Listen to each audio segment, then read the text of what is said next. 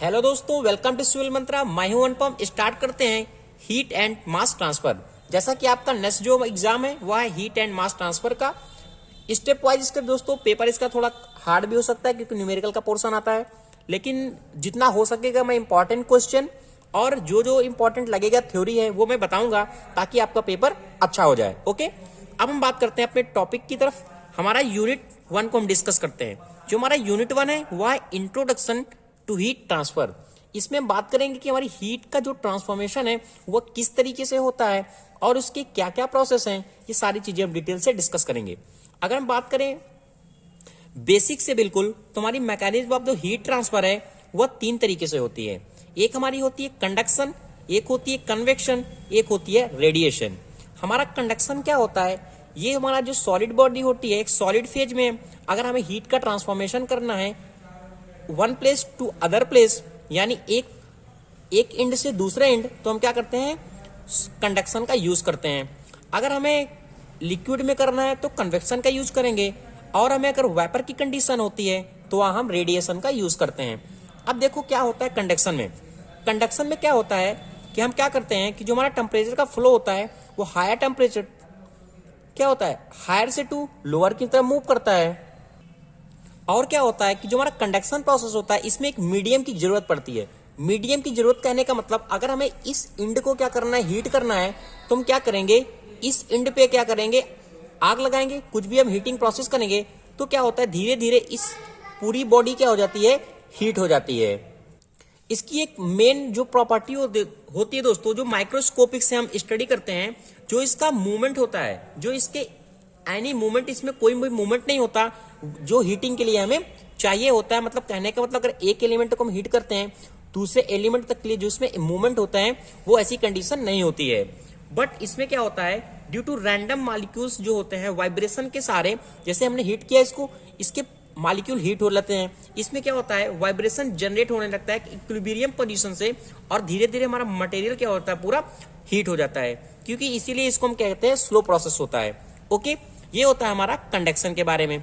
जो हमारा कंडक्शन का रिलेशन, जो हमारा फॉर्मूला निकलेगा वो होता है Q इक्वल टू माइनस के A D T upon D X.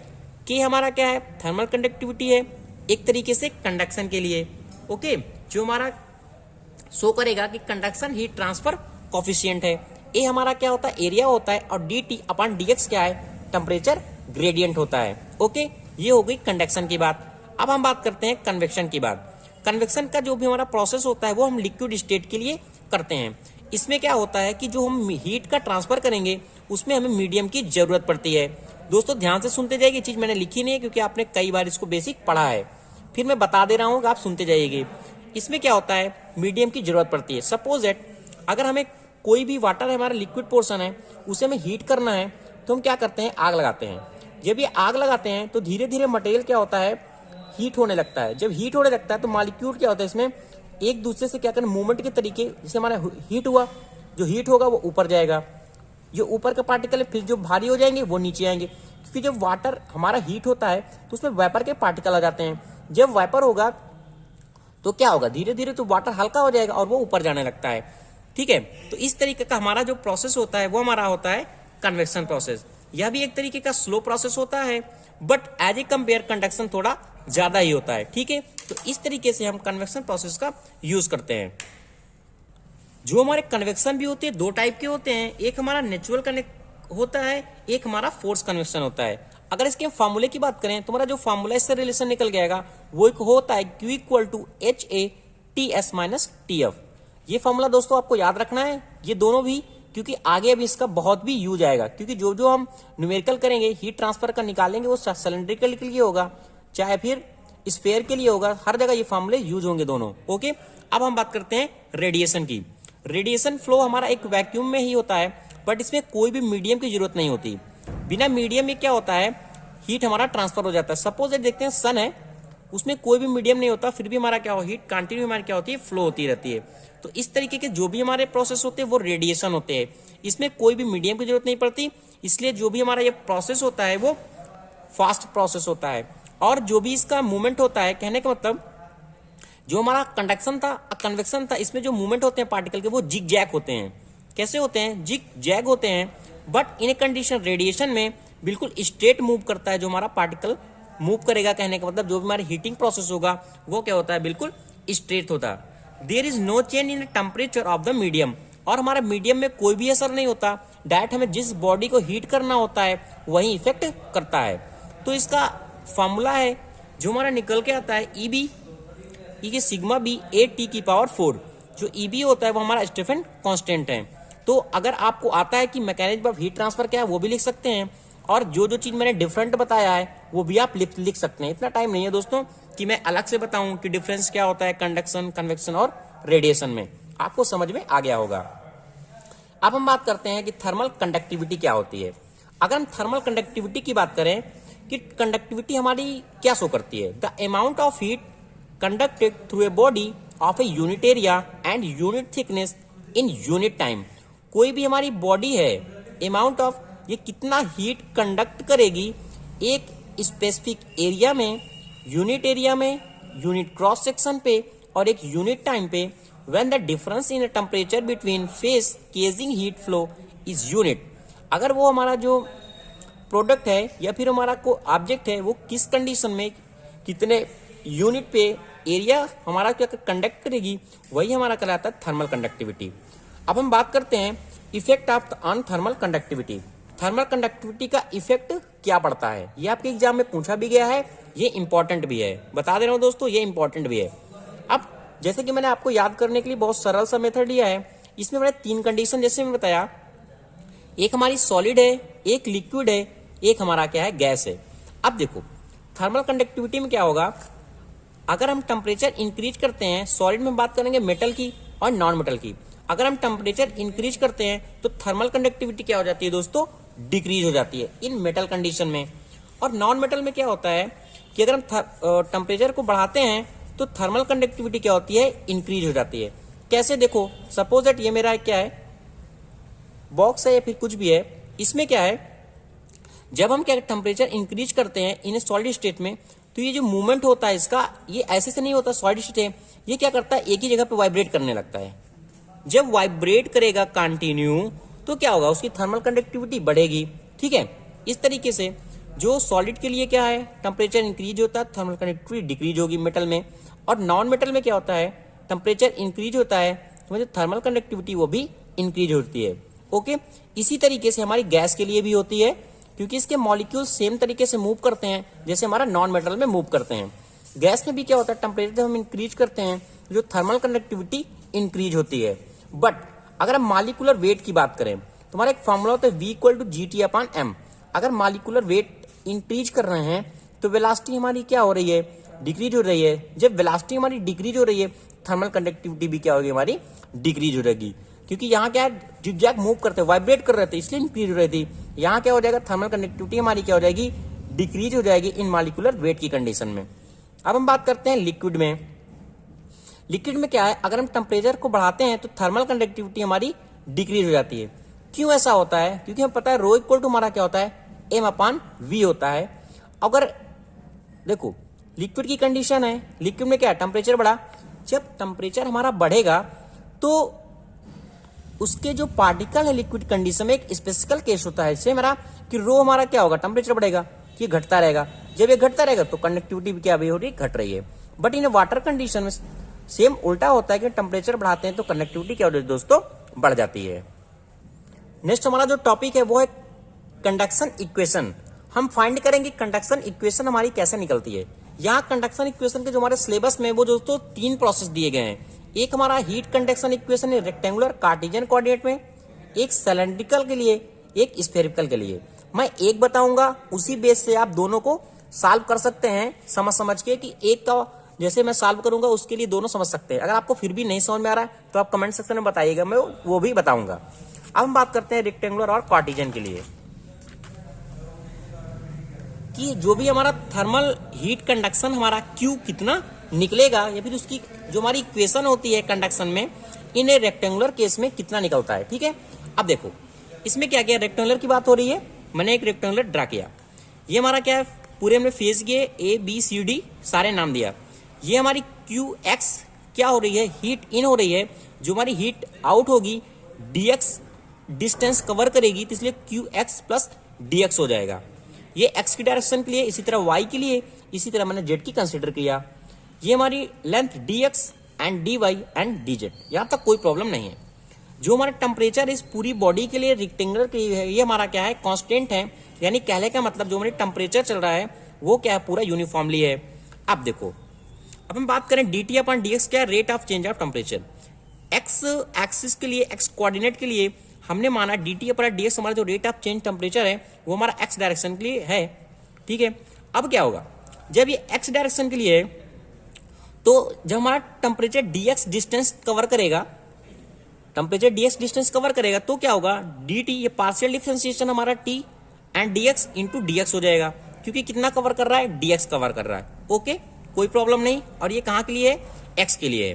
अब हम बात करते हैं, जब ये तो हमारा डी एक्स के लिए था, अब ये जब आउट हो रहा है पूरा, तो वो कितना लिख रहेगा, टी ऐड हो जाएगा टेम्परेचर, और ये हमारा ऐड हो जाएगा, तो partial T T and D x, क्योंकि हम कहाँ की बात कर रहे हैं, अभी इस कंडीशन की बात कर रहे हैं जो ई एफ जी और एच है। ओके, अब देखो हमें चाहिए क्या, इसका पूरा सोल्यूशन कैसे करेंगे। देखो पहले हमें क्या निकालना है, क्यू एक्स निकालना है।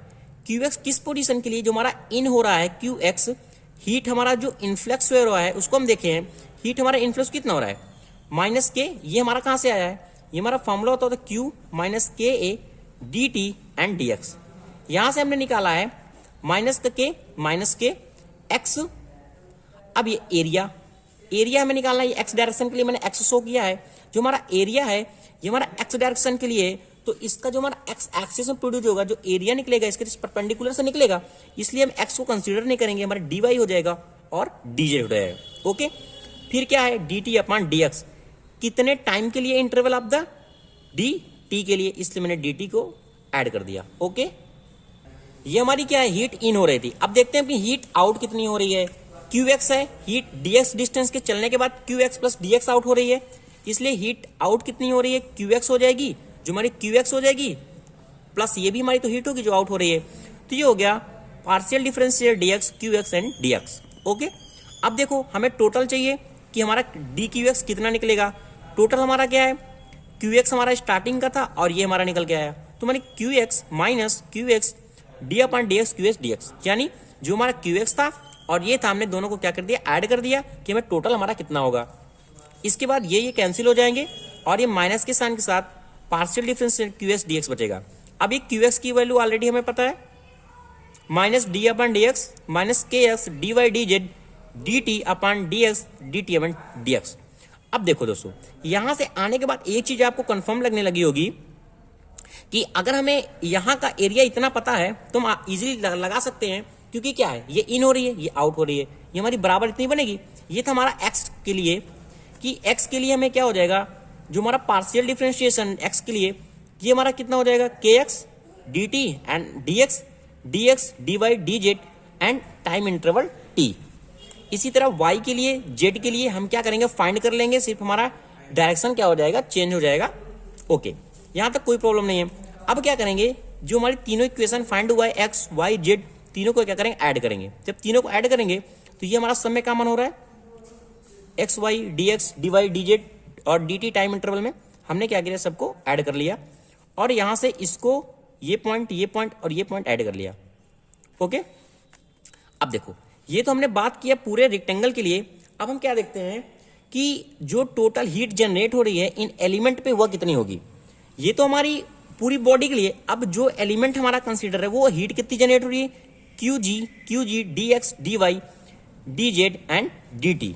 ओके, ये कहां से आया, अगर आपको कंफ्यूजन तो नहीं हो रहा है तो भी देखो, क्योंकि देखो ये D X D Y D Z क्या है, यह वैल्यूम हमारा बता रहा है। क्या बता रहा है, वैल्यूम को बता रहा है कि क्यू हमारा कितना निकलेगा। ओके, अब देखो, अब यहां से आने के बाद हम देखते हैं कि energy store in the element, energy total कितनी है। एनर्जी का हमारा जो फॉर्मूला यहां से निकल गया है, Q equal to M C V delta T, M C delta T. अब एम की वैल्यू हमने निकाल लिया, यहां से एम इक्वल टू क्या होता है, D equal to M equal to V, ये हमारा क्या डेंसिटी है। ठीक है, अब हमें चाहिए कि एम चाहिए, एम ये रो एंड ए वी, यानी रो डेंसिटी निकला। वैल्यूम क्या हो रहेगा, D X D Y D Z, और सी हमारा कांस्टेंट है, और हमारा टी है, ये हमारा टाइम इंटरवल है, D T upon T T and D T के लिए। ओके, अब देखो यहां जब हमें फाइंड हो गया एनर्जी स्टोर इन एलिमेंट, तो हम लगाएंगे एनर्जी का फॉर्मूला प्लस ये टेम्परेचर और इक्वल टू दिस टेम्परेचर, क्योंकि टोटल है। ये हमने यहां लिख लिया। पहले क्या किया, इस इक्वेशन को लिखा, फिर क्या किया, इसे फाइंड किया, फिर ये जो भी हमारा टोटल एनर्जी था वो हमने यहां से फाइंड कर लिया। कोई प्रॉब्लम नहीं। अब देखो इसके आगे हमें करना क्या है कि हमारी इक्वेशन फाइंड हो गई, हमने dx एंड dy और dz को कॉमन ले लिया, हमें ये जो इक्वेशन मिल गई पूरी वो हमारी कहलाएगी इक्वेशन नॉन होमोजीनियस मटेरियल के लिए। ये क्या है, नॉन होमोजीनियस का मतलब क्या है, जो भी हमारा मटेरियल है वो सेम टाइप का नहीं है। ओके, अगर सेम टाइप का होगा तो k की वैल्यू क्या हो जाएगी, सेम हो जाएगी, क्योंकि इसकी कंडक्टिविटी क्या है, चेंज हो जाएगी। तो होमोजीनियस अगर हमारा मटेरियल तो kx ky and kz equal to k हमारा हो जाएगा, जिसको हम कहते हैं कंडक्टेंस। अब क्या है, ये हमारा क्या k हो गया, तो ये सब में कैंसिल हो जाएगा यहाँ से, तो ये स्क्वायर हो गया। देखो इक्वेशन, और जो में फाइनली इक्वेशन निकलेगी ये निकल के आएगी। अब ये जो हमारा क्या है, अल्फा इक्वल टू के एंड रो सी, इसे हम कहते हैं थर्मल डिविजिबिलिटी। नेक्स्ट दोस्तों बात करते हैं इनिशियल कंडीशन की एंड बाउंड्री कंडीशन हमारी क्या होती है। जो हमारी बाउंड्री कंडीशन होती है इसमें वो 3 टाइप की दिखाई गई है। फिलहाल मैं बात कर लेता हूं पहले इनिशियल कंडीशन हमारी क्या होती है और एक हमारी बाउंड्री कंडीशन क्या होती है। इनिशियल कंडीशन हम उसको कहते हैं कि यह भी हमारा बताता है, डिस्क्राइब कर देता है कि हमारा जो टेम्परेचर का डिस्ट्रीब्यूशन है वो इन ए मीडियम में इनिशियल मोमेंट हमारा टेम्परेचर कैसा होगा और वो चेंजेस कैसे होंगे, ये आपको याद रखने हैं, क्योंकि जब हम आगे सॉल्व करेंगे तो ये सारी कंडीशन को अप्लाई करेंगे कि इनिशियल कंडीशन हमारी क्या है, ये बाउंड्री कंडीशन में क्या है, तभी हमारा कोई भी सोल्यूशन एटलीस्ट निकलेगा। ठीक है, तो इनिशियल कंडीशन क्या है, describe the temperature distribution in a medium at a initial moment of the time. T equal to 0 मैंने मान लिया, एट ए टेम्परेचर है T इंटरवल के अंदर, और XYZ हमारा क्या डायरेक्शन को शो कर रही है। अगर यूनिफॉर्मली है इनिशियल टेम्परेचर तो T equal to T not करके हम डिनोट कर सकते हैं। अब मैं बात करता हूँ कि बाउंड्री कंडीशन क्या होती है। जो भी हमारा process in A boundary condition में होता है, जैसे हीट का फ्लो होना, सरफेस ऑफ द बॉडी पे जो हो रहा है हीट का फ्लो होना, जो भी उसमें चेंजेस होते हैं इन द सरफेस पे, वह हमारा कहलाता है boundary condition. Temperature of A heat flow at the surface of the body is called a boundary condition. जो हमारी बाउंड्री कंडीशन होती है वो 3 टाइप की है। कौन कौन है आइए देखते हैं। पहली जो हमारी होती है उसे हम कहते हैं प्रिस्क्राइब सरफेस टेम्परेचर। इसमें क्या दिखाया गया है कि सपोज दैट हमारी एक बॉडी है, ये इसका A है और ये B है। मैंने मान लिया Tx एक 0 के लिए, और फिर मैंने A लेंथ पे जो हमारी चल रही है Tx इक्वल टू A माना, वहां मैंने F1 की डायरेक्शन को मान लिया, जो A डिस्टेंस कवर कर रहा है वो हमारा F1 y है, और B के लिए मैंने मान लिया Ty इक्वल टू B की डायरेक्शन के लिए F2 x है। इस तरीके से जो हमारा इनिशियल है प्रिस्क्राइब सरफेस टेम्परेचर है वो क्या निकल के आता है, Ts equal to T XYZ at the interval of the T XYZ T not equal to 0 है एट x पोर्शन पे। x पोर्शन पे क्या सारी चीजें 0 हो जाएंगी, y के लिए 0 है, बट जब हम x equal to A consider करते हैं तो हमारा ये क्या निकल के आता है, इंटरवल F1 y, और जब हम y इक्वल टू B के लिए पुट करते हैं तो y2 इक्वल टू हमारा y निकल के आता है। ये आपको ऐसे ही याद रखना है जनरली कि हमारा फर्स्ट स्टेज क्या शो करता है और क्या बताता है। सेकेंड जो हमारी स्टेज होती है उसे हम कहते हैं प्रिस्क्राइब हीट फ्लक्स। जो कहने का मतलब जो हमारा हीट फ्लक्स हो रहा है, आउट हो रहा है, उसकी कंडीशन क्या है। अगर हमारा फाइनाइट है यानी x इक्वल टू 0 है और फिर इसकी अगर लेंथ l है तो x इक्वल टू l पे क्या होगा, हमें पता है हमारा फॉर्मूला आया है कैसे, k इक्वल टू क्या होता है हमारा, अरे q इक्वल टू माइनस के a dt एंड dx। ठीक है, यहां से मैंने ये निकाला, तो इस कंडीशन के लिए फाइनाइट के लिए होता है। अगर ये एडियाबेटिक वाल होगी तो टेम्परेचर का ट्रांसफॉर्मेशन भी नहीं होगा, इसलिए dt अपॉन dx भी 0 हो जाएगा और qx अपॉन a भी हमारा क्या हो जाएगा, 0 हो जाएगा इन एडियाबेटिक कंडीशन में। ये कब होता है, हीट जब हमारा फ्लक्स होता है। अब हम बात करें अगर थर्ड कंडीशन में हमारा क्या होता है, कन्वेक्टिव हीट। इसमें क्या होता है कि कोई भी हमारा बॉडी है, एक टेम्परेचर T1 है और ये T2 है। जब T1 हमारा टेम्परेचर इनिशियल टेम्परेचर होता है और x डिस्टेंस पे जब कवर करता है वह टेम्परेचर हमारा T2 हो जाता है। तो अगर हम फाइंड करें एट x इक्वल टू 0 के लिए, तो हमें पता है इसमें 2 कंडीशन होगी। एक हमारा क्या होगा, कंडक्शन होगा, एक हमारा क्या होगा, कन्वेक्शन होगा। Conduction in the initial temperature से हमारा जब स्टार्ट होगा इन ए बॉडी होगा, और कन्वेक्शन हमारा आफ्टर होगा। ठीक है, तो दोनों इक्वेशन को मैंने कंसिडर किया, H1 equal to T1 minus T x equal to 0 के लिए, minus K D T N upon D X X equal to 0 के लिए। ठीक है, तो इस तरीके से हमारा ये सॉल्व करेंगे हमें h1 t1 x equal to 0 के लिए, तो ये हमारा रिलेशन फाइंड हो जाएगा एट एक्स इक्वल टू 0 के लिए। ये हमारा क्या है, थर्ड कंडीशन के लिए, कनेक्टिव हीट के लिए। अगर हमारी x इक्वल टू एल है, यानी हम डिस्टेंस कवर करना है T2 के लिए, तब क्या होगा, सेम थिंग हमारा होगा minus K D T upon D X X equal to L H2T X equal to L minus T2। कुछ नहीं करना दोस्तों, सीधा फॉर्मूला लगाना है। बस आपको ये बाउंड्री कंडीशन पता होनी चाहिए कि किस कंडीशन में क्या होता है, क्योंकि आगे इसका बहुत ही यूज आएगा। ठीक है, अब हमारा बात थर्ड करते हैं, जो हमारा इंपॉर्टेंट है। वह कह रहा है कि derive the expression for heat conduction through a composite वाल। कोई भी हमारी कंपोजिट वाल है तो उसका हमें फाइंड करना है कि उसमें हीट कितने निकलेगी, क्यू को हमें फाइंड करना है। और ये हमारा न्यूमेरिकल के तौर पे भी पूछा जा सकता है, इसलिए आप इसको ध्यान से समझना। मैंने मान लिया हमारी बॉडी है, एक ए है, एक बी है और सी है। हीट हमारी क्यू इसमें क्या है, सप्लाई हो रही है, जो हमारी क्यू डिजॉल्व होगी। एक इनिशियल टेम्परेचर हमारा T1 है, फिर ये T2 है, T3 है एंड ये T4 है।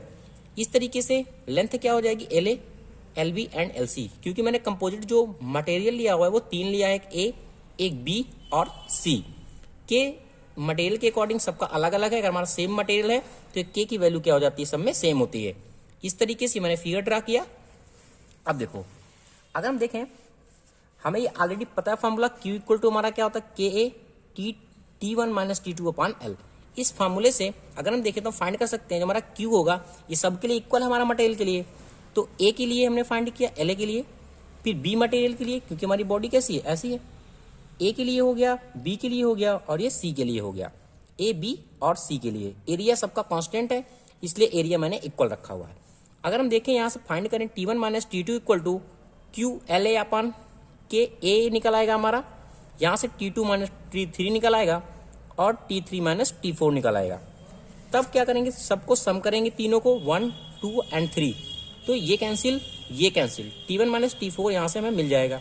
और क्यू सब में कॉमन हो रहा है, क्यू हमने कॉमन कर लिया, तो ये कितना हो जाएगा, L A upon K A, B के लिए एक बार सी के लिए, क्योंकि अलग अलग मटेरियल तो के बी के ई और एरिया सबका क्या है, सेम है।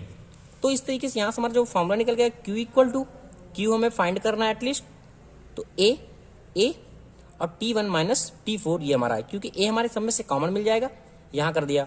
और हमें टर्म ये वाला मिल गया, तो एल ए अपन के और एल बी अपन रेड बी। ठीक है, तो इस तरीके से हमने इसको लिख दिया।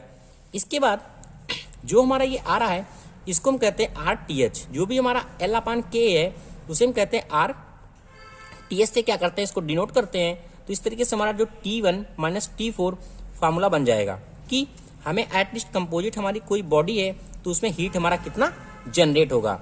इस तरीके से हमारा कोई भी क्वेश्चन आता है तो ये फार्मूला हमको याद रखना है, और ये फार्मूले से हम क्या कर सकते हैं, कोई भी कंपोजिट के लिए हम क्या कर सकते हैं, न्यूमेरिकल को सॉल्व कर सकते हैं।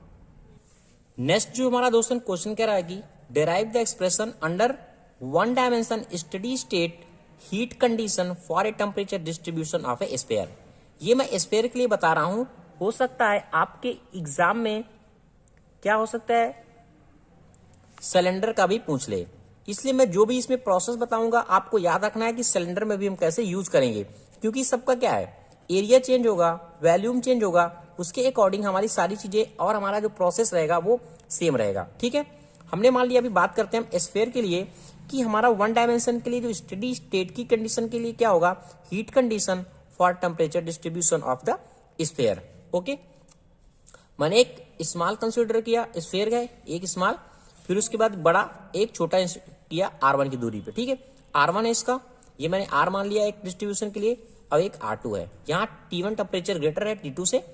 इस तरीके से हमारे RTH की वैल्यू चाहिए। ओके, अब देखो इसमें क्या होगा, हमने बात किया स्फीयर की कंडीशन के लिए, तो जो हमारा निकल के आता है कि कोऑर्डिनेट हमारा स्फीयर का जो फॉर्मूला है, डायमेंशन है, कोऑर्डिनेट जनरेट होता है, वह इस तरीके से होता है 1/r², d, ये d है हमारा पार्शियल डिफरेंशिएशन है r के रिस्पेक्ट में, r² dt/dr। ठीक है, ये मैंने पूरा फॉर्मूला लिख लिया। अगर आपको ये फॉर्मूला नहीं भी याद तो भी कैसे सॉल्व करना है, देखो ये मेरे फॉर्मूला सपोजिट नहीं याद। अब हमें कहा क्या गया है क्वेश्चन में, देखो एक बार फिर से पढ़ो क्वेश्चन, कह रहा है वन डायमेंशन के लिए हमें चाहिए। ठीक है, वन डायमेंशन के लिए स्टडी चाहिए। तो जब ये वन डायमेंशन के लिए चाहिए तो हमने मान लिया, हमें इतना पता हो जाएगा कि हमारा जो वन डायमेंशन के लिए यहाँ और स्टडी स्टेट की बात कर रहा है, स्टडी स्टेट कंडीशन में क्या होती है, dt अपॉन जो टाइम t के इंटरवल में वो हमारा क्या हो जाता है, जीरो हो जाता है। आर टर्म हमारे जीरो हो गए जो इसके रिस्पेक्ट में है, बट स्टडी जब हमारी वन डायमेंशन के लिए तो हमें सिर्फ इसको कंसीडर करना है, इसको कंसीडर करना है, इस पोर्शन को सिर्फ कंसीडर करना है, हमें इससे मतलब नहीं है। ओके, और ये हमारा टर्म ऑलरेडी जीरो हो चुका है। फिर से बता रहा हूं, याद रखना, स्फीयर की बात कर रहा हूं, ओके, सिलेंड्रिकल की बात नहीं कर रहा हूं। बट प्रोसेस सिलेंड्रिकल के लिए भी same as it is process यही होगा कि उसमें भी इक्वेशन लिखना पड़ेगा। स्टडी स्टेट के लिए dt अपॉन जीरो होगा। फिर नेक्स्ट प्रोसेस हम सेम टू सेम करते हैं। यहां से dt इक्वल जीरो हो गया, 1 अपॉन आर के रिस्पेक्ट में आर स्क्वायर dt। ओके, ये term not equal to zero हो गया, इसे हटा दिया मैंने, dr हो गया आर स्क्वायर dt और dt, R square dt equal to c, क्योंकि रिस्पेक्ट में है डिफ्रेंसिएशन के। ओके, तब अगर इसको एक बार इंटीग्रेशन किया c कांस्टेंट आया, अगेन मैंने इंटीग्रेशन इसको किया आर स्क्वायर को, ठीक है, इस साइड लिया dt अपॉन dr और ये हो गया c upon R square. t इसको क्या कि मैंने अगेन इंटीग्रेट किया, t हो गया, और 1 अपॉन आर स्क्वायर को क्या होगा 1 माइनस 1 अपॉन आर आएगा c, और कांस्टेंट टर्म c1। इस तरीके से हमें यहां तक पता हो गया। अब हम देखते हैं, हमने बताया था ना अभी कि बाउंड्री कंडीशन के बारे में आपको पता होना चाहिए। 3 कंडीशन जैसे कि मैंने बताई है वो आपको याद होना चाहिए। अब यहाँ जो हम बाउंड्री कंडीशन लेंगे वह लेंगे r इक्वल टू r1 और t equal to t1, r equal to r2 and t equal to t2। यानी कहने का मतलब हमें t निकल गया। अब हमें ये कंडीशन लेनी है। अब ये कंडीशन लेने का मतलब क्या होता है, हमें यहाँ से जो t1 है और t2 की वैल्यू सॉल्व करेंगे तो यहाँ से हमें c की वैल्यू इजिली मिल जाएगी। अभी एक फर्स्ट मैंने r इक्वल टू ये वाली पुट किया, तो यहाँ t इक्वल टू क्या t1 है माइनस c r है, r की जगह क्या हो जाएगा r1 हो जाएगा, और एज इट इज मैंने लिख दिया इस इक्वेशन को। ऐसे लिख सकते हैं, t2 के लिए अप्लाई किया जब ये वाली बाउंड्री कंडीशन, t2 के लिए t and r equal to r2। इसके बाद हमें क्या करना है, इस इक्वेशन को और इस इक्वेशन को सॉल्व करना है। यहां से हमें c की वैल्यू मिल जाएगी, यानी इसे सॉल्व करेंगे, c की वैल्यू हमें मिल जाएगा। यहाँ से c की वैल्यू को मिलने के बाद हमें क्या करना है, c1 की वैल्यू भी चाहिए, क्योंकि हमें निकालना क्या है, t निकालना है। देखो अब यहाँ c भी है और c1 भी है। हमें यहाँ से c1 की वैल्यू कैसे मिलेगी, c1 equal to t1 plus c upon r1। यहाँ से हमने क्या किया, c की वैल्यू को पुट किया, हमें c1 मिल गया t1 plus t1 minus t2 r1 r2 अपान r1 माइनस r2। फिर क्या करेंगे, अब हमें c1 की वैल्यू मिल गई है, हम यहाँ पुट कर सकते हैं इस इक्वेशन में, जो हमारा t equal to minus 1 upon r c plus c1 दिया हुआ है। इस इक्वेशन में हम क्या करेंगे, c1 की और c2 की वैल्यू को पुट करेंगे। यहाँ पुट किया दोनों, इसको क्या करना है, एज इट इज सॉल्व करना है। आपको स्क्रीनशॉट ले लीजिए। अब हमें यहाँ से ये हमें इक्वेशन मिल जाएगा, t1 माइनस t2 अपन t2 माइनस t1। यह हमारा क्या है, एक शो कर रहा है हाइपरबोलिक इक्वेशन के लिए। ओके, इसको यहीं ब्रेक करने के बाद हमें क्या करना है, हमें एटलीस्ट चाहिए क्या, q को हमें फाइंड करना है।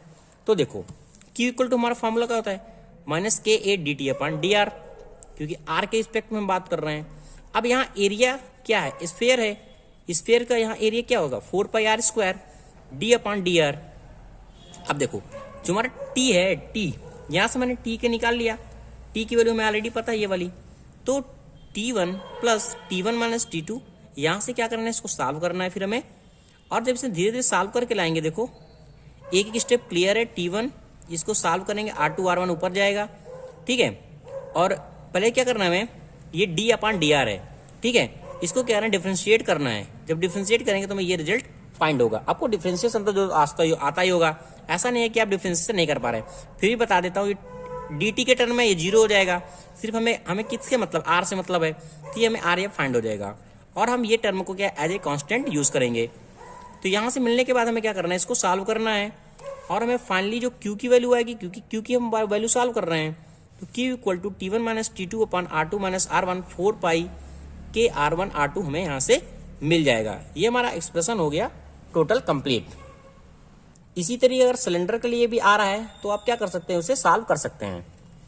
अब ये इंपॉर्टेंट है दोस्तों, हो सकता है आपके एग्जाम में आए। क्या कह रहा है कि derive the expression for a maximum temperature within a plane. हमें फाइंड क्या करना है, मैक्सिमम टेम्परेचर को, उस टेम्परेचर को फाइंड करना है कि with uniformly heat generated on both surface of wall having a same temperature.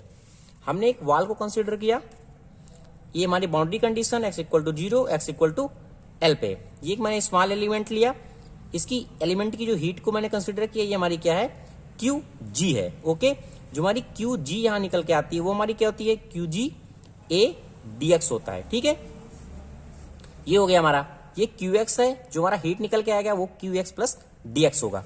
अब देखो इसे सॉल्व कैसे करेंगे, हमें मैक्सिमम टेम्परेचर कैसे फाइंड करना है। एज ए मैथमेटिकल फॉर्मूला दोस्तों लगाना है कि कैसे सॉल्व करेंगे। देखो इजीली है बिल्कुल, क्यू एक्स की वैल्यू हमें ऑलरेडी पता है, कोई हीट इन हो रही है, अब हीट बाहर कितनी होगी, Q X plus D upon D x, Q D x होगी, ये ऑलरेडी मैंने स्टार्टिंग में बताया हुआ है। अब यहाँ के बाद हमें क्यू जी भी पता है, अब जो क्यू जी है वो हमें फाइंड हो गया। हम क्या करेंगे, जो हमारा क्यू जी है वो टोटल हीट के बराबर होगा, तो Q X plus Q G, Q S plus D X, जो एक्स प्लस डी एक्स के लिए है, तो यहाँ से एक्स एक्स कट गया, हमें क्यू जी हमें मिल गया ये। ठीक है, अब यहाँ से हमें जो क्यू एक्स की वैल्यू ऑलरेडी हमें पता है, यहाँ से minus K D X D x, इसको क्या करना है, सॉल्व करना है। कैसे सॉल्व करेंगे, देखो Q G A D X है हमारा, डी अपॉन डी एक्स है minus K D T and D X and D X, यहाँ तक हमें कोई भी प्रॉब्लम नहीं है। अब ए और ए, डी एक्स और डी एक्स कैंसिल आउट हो जाएंगे, यहाँ बचेगा हमारा क्यू जी माइनस के, अब ये टी ए हमारा हटा गया यहाँ से, ये क्या होगा, स्क्वायर हो जाएगा दोनों के लिए। अब देखो यहाँ से हमारा Q G D T square, ये हमें इक्वेशन मिल गई। हमें चाहिए क्या, मैक्सिमम। जब हमारे कहीं मैक्सिमम की बात होती है हम वहां करते हैं उसका डिफरेंशिएशन के। ओके, अब देखो हमें क्या करना है, इसको फर्स्ट मैंने इंटीग्रेट किया, डबल में है तो कितना हो जाएगा, D T upon D X हो जाएगा, और ये क्यू जी एक्स के टर्म में आएगा, और कॉन्स्टेंट सी माइनस के टर्म मैंने इसको इस साइड लिख दिया। इसके बाद यहां से हमें क्या करना है, अगेन इंटीग्रेट करना है। अगेन जब हम इसको इंटीग्रेट करेंगे तो टी के टर्म में होगा, माइनस क्यू जी अगेन किया x square upon 2 C1 x constant term plus C2, ये हमें यहां से मिल गया। अब हमें क्या करना है, बाउंड्री कंडीशन अप्लाई करना है। इसीलिए मैं कह रहा हूं आपको बाउंड्री कंडीशन याद भी होना चाहिए, क्योंकि ये पूछा भी जा सकता है कि इनिशियल कंडीशन क्या होती है, बाउंड्री कंडीशन क्या होती है, फर्स्ट सेकंड और थर्ड हमारा क्या होता है। अब यहाँ हमने क्या किया, बाउंड्री कंडीशन में X equal to 0, T equal to T1 and T equal to TW, क्योंकि हमें फाइंड क्या करना है, मैक्सिमम टेम्परेचर। ये हमारा जो TW है, ये TW में क्या है, मैक्सिमम टेम्परेचर, यहाँ इनिशियल है, यहाँ इनिशियल है, यहाँ हमारा क्या हो जाता है, मैक्सिमम हो जाता है। तो मैंने TW को कंसिडर कर लिया। एक्स एल की दूरी पे भी हमारा T इक्वल टू T2 हो जाता है, और हमें T2 ही TW मिलता है। यहां से हम क्या करेंगे, T0 की value x equal to 0 put किया, और T equal to T1 TW, यहां C2 मिल गया, C2 मिल जाएगा क्योंकि सारा क्या होगा, 0 हो जाएगा। सेम इसी तरह हमें क्या करना है, इस कंडीशन को भी अप्लाई करना है, जो हमारी बाउंड्री कंडीशन है। जब इसको अप्लाई करेंगे तो हमें इस तरीके से मिलेगा, TW इसी इक्वेशन में हम रखेंगे, हमें ये रिजल्ट फाइंड हो जाएगा, x equal to L square रखा, L रखा प्लस C2 रखा। अब हमें C1 भी मिल गया, C2 भी मिल गया। अब हम C1 और C2 को क्या करेंगे, यहाँ पुट कर देंगे। इस इक्वेशन में पुट किया तो हमें कुछ तरीके इस तरीके से इक्वेशन मिली। अब हमें चाहिए क्या, मैक्सिमम चाहिए।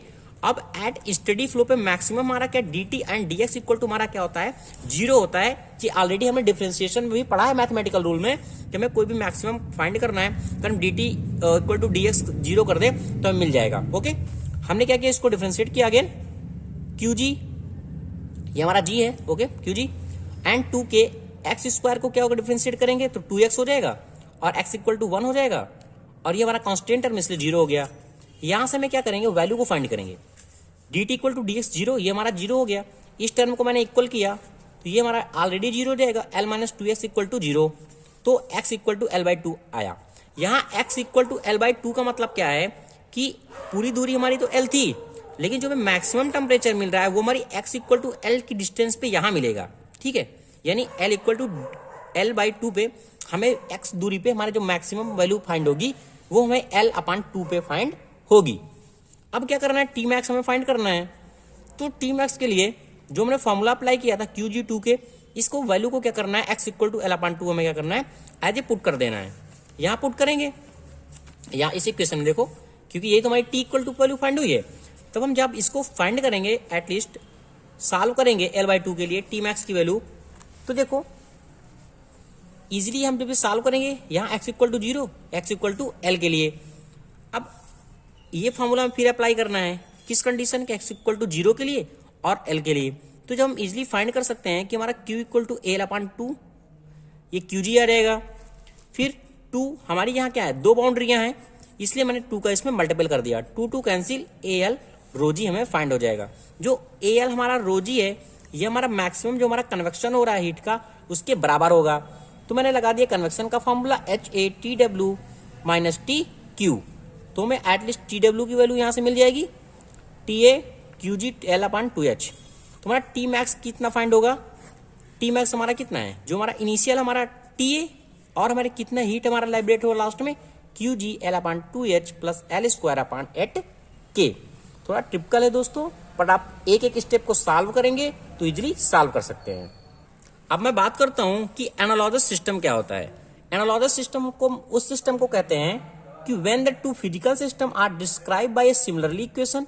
कोई भी हमारी सिमिलरली इक्वेशन है इन ए फिजिकल सिस्टम में हैव सिमिलरली बाउंड्री कंडीशन और उसकी बाउंड्री कंडीशन भी सिमिलरली होती है, then system are said to be the analogous.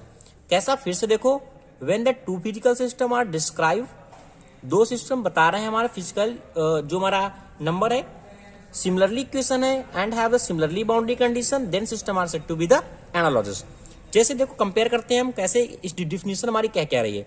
जैसे अगर हम थर्मल का एग्जांपल लें, अब एक इलेक्ट्रिकल का एग्जांपल लें, ठीक है, तब हम क्या देखते हैं, जब हम बात करते हैं हीट ट्रांसफर में हम क्या करते हैं, हमारा जो हीट हमारा डिनोट करते हैं वो Q से डिनोट करते हैं, बट जो हमारा करंट में क्या होता है, हमारा ट्रांसफर करंट होता है उसको हम I से डिनोट करते हैं। तो ये जो हमारा बता रहा है सेम कंडीशन हमारी सिमिलरली इक्वेशन एक तरीके से हमारी है, तो ये एक एनालॉगस सिस्टम का एग्जांपल है, ठीक है। Change in temperature DT, change in DV, this is potential, and thermal resistance को RTS से डिनोट करते हैं, या इलेक्ट्रिकल रेजिस्टेंस को हम R से डिनोट करते हैं। अब देखो इसके तीन कंडीशन है, एक हमारा कंडक्शन है, एक हमारा कन्वेक्शन है, एक हमारा रेडिएशन है। फर्स्टली हम बात करते हैं कंडक्शन के बारे में। हमें पता है तुम्हारा V इक्वल टू क्या होता है, IR होता है, R इक्वल टू क्या होता है, डेल्टा V/I होता है। R हमारा क्या है, यहाँ इलेक्ट्रिकल रेजिस्टेंस है। हमें फाइंड क्या करना है कंडक्शन के लिए कि R थर्मल रेजिस्टेंस हमारा कितना फाइंड होगा, तभी तो हमारा कंपेयर होगा। अब देखो Q इक्वल टू हमारा KA/T2 माइनस T/L, ये फॉर्मूला ऑलरेडी पता है, मैंने कई बार ये डिस्कस किया है, अब आपको याद भी रखना है, आगे बहुत इंपॉर्टेंट पड़ेगा। अब हमें वैल्यू किसकी चाहिए, RTH की चाहिए, और RTH बराबर क्या होता है, L/K होता है। तो L/K को मैंने इस साइड कर लिया और T2 माइनस T/Q कर लिया। तो जो हमारा RTH की वैल्यू आएगी वो कितनी होगी, T2 minus T1/K। This is called the thermal conduction in conduction process. ये हमारे क्या थर्मल रेजिस्टेंस है कंडक्शन के लिए। अब इसी तरह हम बात करते हैं कन्वेक्शन के लिए। कन्वेक्शन के लिए देखो ये हमारा क्या है, TS है सरफेस पे, ये हमारा क्या फाइनल है। तो Q इक्वल टू हमारा क्या होता है, HA TS माइनस TF, यही फॉर्मूला हमारा होता है। अब हमें चाहिए क्या, 1/HA, क्योंकि हमें चाहिए क्या, कन्वेक्शन के लिए हमारा RTH की वैल्यू चाहिए। तो 1/HA हमारा क्या होता है, RTH होता है फॉर कन्वेक्शन के लिए। इसी तरह रेडिएशन के लिए भी अप्लाई करेंगे, जो हमारा सिग्मा AT⁴ दिया है, और इस तरह हम सोल्यूशन इसका कर सकते हैं, ठीक है। लास्ट दोस्तों जो हमारा टॉपिक है वो है क्रिटिकल थिकनेस ऑफ इंसुलेशन। पहले मैं डिस्कस कर लेता हूं कि इंसुलेशन क्या होता है। किसी भी बॉडी में एक लेयर को चढ़ाना, इंसुलेट करना। सपोजिट हमारी पेन है, इसमें मैं क्या करूं, एक इंसुलेशन कर दूं। ये सपोजिट मैंने मान लिया एक इंसुलेशन का काम कर रही है, ठीक है। बट यहां क्या है, हम बात करेंगे क्रिटिकल थिकनेस ऑफ इंसुलेशन की, कि क्रिटिकल थिकनेस ऑफ इंसुलेशन की क्या होगी। डिफिनेशन देखना दोस्तों, थोड़ा कंफ्यूजन हो सकता है। क्या कह रहा है कि thickness up to which heat flow rate increase and after which heat rate flow decrease is term as a thickness of insulation. कहने का मतलब वह क्रिटिकल थिकनेस जो इंसुलेशन प्रोवाइड करती है वही हमारा इंसुलेशन का कहलाएगा। कहने का मतलब जैसे कि अगर इसको हम डिनोट करते हैं RC से, RC की वैल्यू मैंने 2 मान ली, तो 2 की वैल्यू ज्यादा है या कम है। अगर RC की वैल्यू 2 से ज्यादा होगी तभी हमारा उसका इंसुलेशन होगा। तो वही कह रहा है कि thickness up to which heat flow, जो हमारी हीट फ्लो हो रही है, देखो जैसे सपोज हमारी ये बॉडी है, इंसुलेशन इस बॉडी के अकॉर्डिंग इसमें क्या होना चाहिए, मैक्सिमम होना चाहिए, तभी हमारी जो हीट फ्लो हो रही है उसको क्या करेगा, रोकेगा। उस कंडक्शन को, जो हमारा हीट बाहर जा रही है, उस हीट को हम क्या करेंगे कि हमारी हीट बाहर ना जाए, उसके लिए हम क्या करते हैं, इंसुलेशन का यूज करते हैं कि हमारी इन्वायरमेंट से रिएक्ट ना हो और हमारी बॉडी ठंडी ना हो। तो वही कह रहा है कि thickness up to which heat flow rate increase and after which heat rate flow decrease it term as thickness of insulation. इसकी दो कंडीशन होती है, एक हमारी सिलेंडर की, एक फॉर स्फीयर की। जो आरसी के अपन एच आता है ये हमारा सिलेंडर के लिए वैल्यू होता है, और स्फीयर के लिए आरसी इक्वल टू के अपन एच आता है। अब देखते हैं कैसे इसको हम फाइंड करेंगे। मैं एक का बता देता हूं, आप दूसरे का फाइंड कर लेना। देखो सिलेंडर का एक बॉडी है, सिलेंडर का मैंने कर लिया, ये मेरा क्या R1 है, ये मेरा R2 है। ओके, अब जो थिकनेस है इसकी दोनों का बीच का इंसुलेशन एक तरीके से मान सकते हैं ये क्या हमारा R2 माइनस R1 है। अब Q equal to 2 pi L T1 minus T air. Air का मतलब क्या है, जो हमारी इंसुलेशन बॉडी में हो रही है वह इन्वायरमेंट से रिएक्ट कर रही है, साइड का ऊपर का परत, तो मैंने इसको मान लिया T एयर। T टेम्परेचर, अंदर का टेम्परेचर हमारा T1 है, जो T1 है वो ग्रेटर होगा हमारा T एयर से।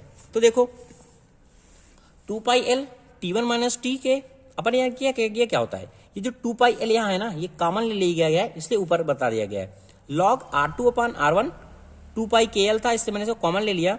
ठीक है, अब देखो ये क्या हमारा, ये हमारा ना कन्वेक्शन है। अभी मैंने बताया था ना RTH इक्वल टू क्या आया था 1/HA आया था, वही हमारा क्या है कि कन्वेक्शन जो हमारा हो रहा है बाहर वो हमारा कन्वेक्शन को शो कर रहा है। दोनों को मैंने ऐड किया, ठीक है, क्योंकि इसलिए बताया गया अगर R2 हमारा 0 है तो हमारा कंडक्शन के लिए क्या होगा, ज्यादा होगा R2, और कन्वेक्शन के लिए क्या होगा, कम होगा। तो इस तरीके से ये बॉडी को शो कर रहा है। अब देखो हमें कोई भी मैक्सिमम वैल्यू के लिए, क्योंकि देखो अगर हम R2 को 0 कर दे रहे हैं, R2 को 0 करेंगे तभी हमारा कंडक्शन मैक्सिमम होगा, बट कन्वेक्शन क्या हो जाएगा, 0 हो जाएगा। तो हम अगर इसको डिफ्रेंशिएट कर दें इस कंडीशन को, तो हमें पता हो जाएगा कि क्रिटिकल थिकनेस हमारी कितनी होगी। ओके, ये भी क्रिटिकल वैल्यू हमारी कितनी होगी। तो क्या किया, D/D R2 को मैंने क्या किया, इसको पूरे टर्म को क्या किया, जो मेरा डिनोमिनेटर था उसको मैंने डिफरेंशिएट कर दिया। जब यहां से डिफरेंशिएट करेंगे तो 1/, की कांस्टेंट टर्म के लिए था हमारा, और 1/R2 लॉग के लिए एवन टर्म में थे, क्योंकि R2 के लिए सिर्फ हमारा होगा, R1 के लिए तो 0 हो जाएगा। इसी तरह H0 माइनस R2 का होल स्क्वायर। ठीक है, तो जो हम सॉल्व करेंगे फाइनली जो हमारा आंसर आएगा वह होगा HR2 इक्वल टू K, यानी R2 की जो वैल्यू आएगी वो K/H आएगी। Okay, thank you watching this video दोस्तों। अगर आपको वीडियो अच्छा लगा है तो प्लीज लाइक शेयर कमेंट जरूर करें।